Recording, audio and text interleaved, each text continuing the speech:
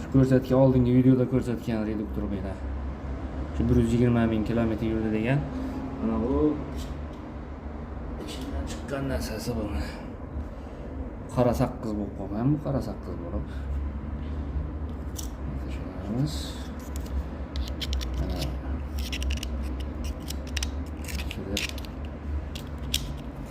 Mana mazut bo'lib qolgan, mazut bo'lib. Hozir buni orqa tarafini ham ochamiz.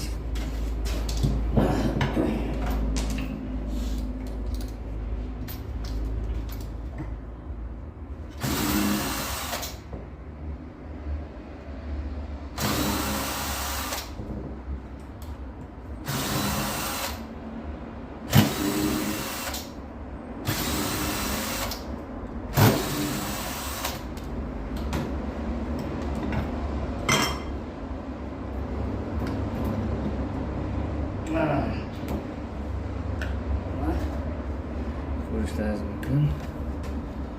Orqasidan chiqqan narsa bor orqa tarafida. Endi qo'yamiz. Mana yana bunda shu oldi tarafidan chiqqan mazutga o'xshagan narsasi. Mana bu narsa bu mana. Tap-toza qilib yuvamiz buni. Filtr tiqildi deb ko'p siqilib qoladigan klientlarimiz filtr tiqilmaydi mana ko'rdingizlar. Filtr primoy o'tiraveradi bu yerda shuncha musurda.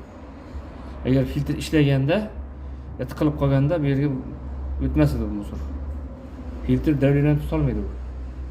Musur polni o'tib ketadi filtrdan. Shuning uchun mashina o'ynab qolsa, boshqa narsa bo'lsa, filtr tiqilib qoldi deb xayol qilib o'tirmanglar. Bu mana. Shu yerda hozir mazut bo'lib qolgan. Quyilib qolaveradi. Bu qaysi mashinadan chiqqan shu?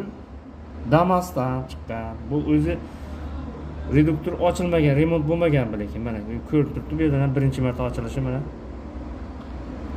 Endi egasini ochishi bo'yicha rasmiy olganmi? 120 ming kilometr yurdim dedi shu reduktor bilan ochmay.